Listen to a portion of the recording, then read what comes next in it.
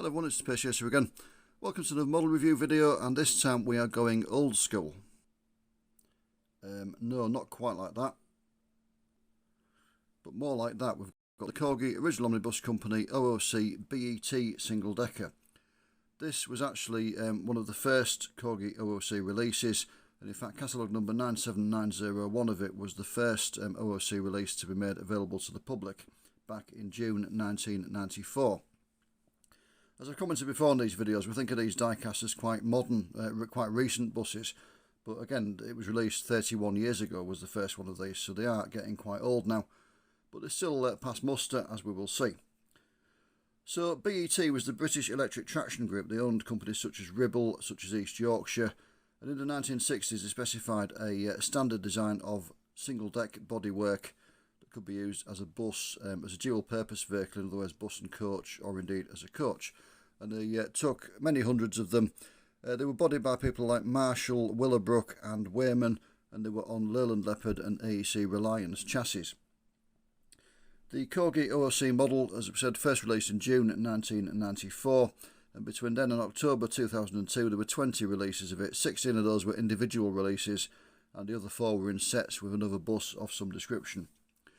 The casting was one of several that Corgi then passed on to Atlas Editions. They allowed them to use it, and Atlas did one version of the casting, which is what they normally did when they were passed an OOC casting. They normally just did one version for themselves, in their case the East Yorkshire one. And because I like to be comprehensive on these reviews, I've got a Corgi OOC one in the livery of Ribble, and I've got the Atlas Editions one in the livery of East Yorkshire. So the Corgi one that I've got is catalogue number 97835. If you ever look through, you'll find the catalogue numbers are all over the place for these releases. They settled down on different releases later on. But yeah, catalogue number 97835 in the livery of Ribble, the famous operator from the northwest of England. The model was released in October of 1994. In common with many early OOCs and EFE models for that matter, it wasn't a limited edition by any means. There were 11,500 of them produced, so it's not scarce. You can still find them more or less everywhere. The Atlas one we've got is catalogue number 4655129, released in August 2012. As I said, the only BET one they've done. As always with Atlas Editions models, we don't know how many they actually released. It's never disclosed to the public how many are made of these models, but again, there's a lot of them. You'll find loads of them for sale, and they're not scarce by any means. So the real buses modelled, the Corgi OOC one is Ribble fleet number 460, registration TCK 460. The real bus was a Leyland Leopard with Marshall bodywork, fitted with 53 bus type seats as modelled there. It was new in June 1963 as fleet number 460, as we said. In around 1974 it was renumbered to 685 to clear the number range in the 400s for some new Leyland Nationals that were being delivered. And by that point it was in National Bus Company red, so it was still all over red, it was just a lighter shade, the National Bus Company poppy red colour. And also by that point it was operating from Ulverston Depot in Cumbria. The Atlas bus is East Yorkshire fleet number 875, registration RKH 875G. The real bus was new in May 1969, as I said, fleet number 875. It actually had, it was another Leyland Leopard with Marshall bodywork, but it actually had 49 dual purpose seats. As you can see, the model was only released with bus seats, so it's got bus seats in it incorrectly. It should have had high-backed dual purpose seats. When it was new, it carried a livery it's modelled in here. The famous East Yorkshire livery is the bus livery, the dark blue with primrose bands. But coaches carried the primrose colour with a lighter Riviera blue. And they settled on dual purpose vehicles such as this one, having a half blue, half primrose livery. So it's got a primrose upper half and a Riviera blue lower half. Later some of this batch carried the Riviera blue with white in a National Bus Company style, when subsidiaries could still use blue. Before National Bus Company said it had to be either red or green. And then subsequently they went into half red and half white livery. The odd one was painted into all red before the end of their lives. It sometimes confuses historians, the East Yorkshire fleet number system. It was actually quite simple. They started at number 1 when they were formed in 1926, and for many years after that, they just any buses they bought, either new or second hand, just took the next available number in the series. So by 1969 they got to 875. The reason it confuses people is, you know, the batch of these were 875 to 881. But 873 and 874 were Plaxton-bodied Leyland Leopard coaches. They were, you know, full coaches. 866 to 872 before them had been low-height Daimler Fleetline double-deckers, and the buses that came after them, 882, 883, were again dual-purpose Leopards, but with Willowbrook bodies, and then 884 onwards were hybrid Daimler Fleetline double-deckers again. So the controllers at East Yorkshire really had to know the fleet because they're all numbered in together, but it's not as complicated as it seems.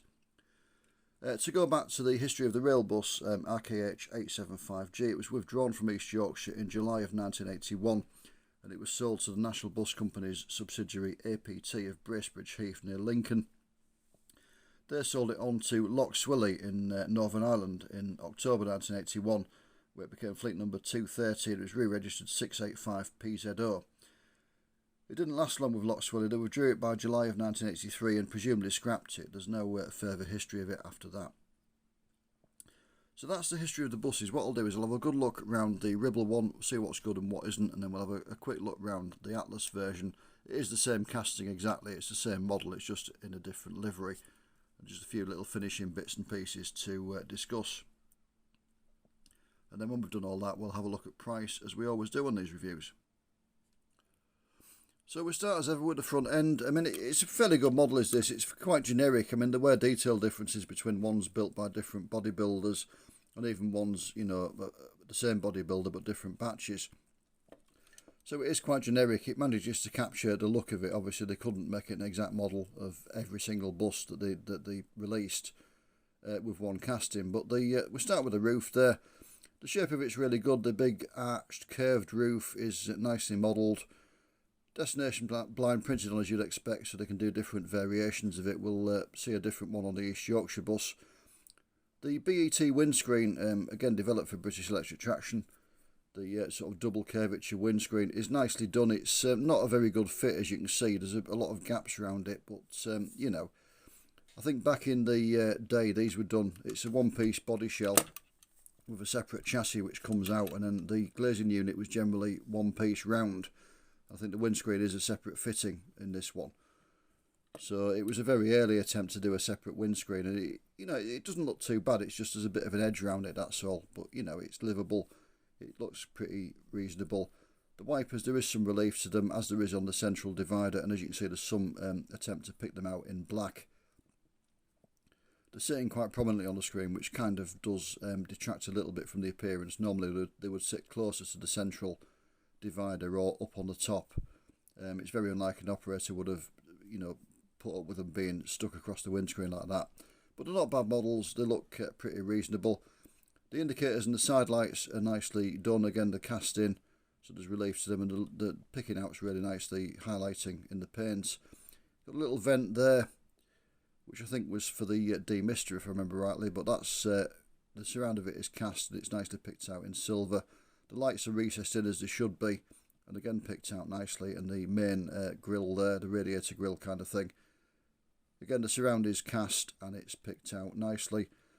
Some good decoration as well, bearing in mind it's a 30-year-old model. It's really nicely done. The Ribble fleet name there on its silver background with its red shading. Fleet number down there, and the registration is done really well. Again, it could be a modern release. You wouldn't believe it was a 31-year-old model, would you really? Come round to the near side and try and get the camera to focus. Again, it's good. The doors look very good indeed. The surrounds for the windows are cast. The doors are recessed in correctly as they should be. They're about right where they're set. The step looks good. Maybe should be picked out in grey or something, but that's something you can do yourself. It's not a massive problem, is it? The windows fit very nicely indeed. Indicator there is cast in as well. There's some relief to it, and a little surround for the driver's door control. The windows, the opening windows there are moulded into the plastic, but not picked out in paint, but they look pretty effective, pretty good. Panel lines cast in. You've got the hinges there for the opening inspection flaps to get to the engine and things like that, which again look really, really nice. And the wheels look decent as well. They're picked out really well. You can see they're moulded in plastic as they should be, but the silver's picked out for the hub and the nut guard and things like that. Lettering is nice, legal lettering there, unladen weight and maximum speed there. And yeah, it's very, very good. Again, you know, you wouldn't believe it was a 30-odd-year-old model. It could be one that was released yesterday, couldn't it? So we'll go around to the back. Again, it's pretty good. Sorry, I'm just struggling with the light and the camera focusing again. There we go. That's a bit better. So yeah, the shape of the back of the roof, really nicely done. Lettering there in the traditional style. The back window's a slightly odd one. It should be a little bit more curved. It's a little bit flat. You can see the gist of what they're trying to do. They've kind of made it look curved, but it is quite flat in the middle, and it should be more curved. But it's not a bad attempt. Again, you've got to remember it's quite an old model. And you've got the registration plate there on a nice little cast-in feature there. And the various bits, the opening panels at the back. The lights look nice as well. All in all, it's very, very good. Offside, similar to the near side, emergency exit door cast in there. There's one on each side, I believe, on this model. Yeah, there is. But yeah, wheels nice, windows, panel lines, all the rest of it. Indicator cast in. The driver's signalling window looks a bit weird. I think there is a little bit of an attempt to model the dividing bar on it, but you can't really see it. As you can see, it just looks like a one-piece bit, which does detract slightly, but it's not too bad. It's a nice model, and I can't really say otherwise. Going to the roof, you've got these skylights, you've got the vents cast in, the panel lines again, and it all looks very good. The shape of it's nice as well. And we'll go around to the chassis. It's a bit more subtle than some of the OOCs that were released, as I've discussed on other OOC model reviews.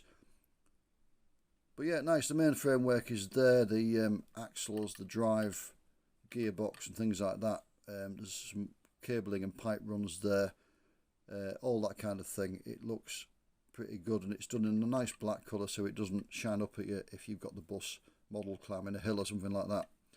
So yeah, it's not bad at all.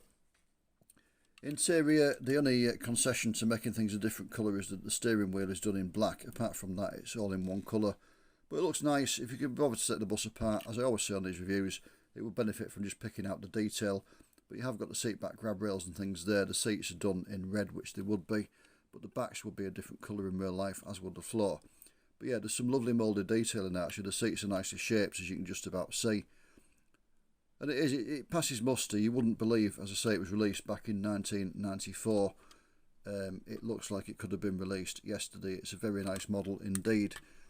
And it hasn't lost any of its kind of potency with increasing age.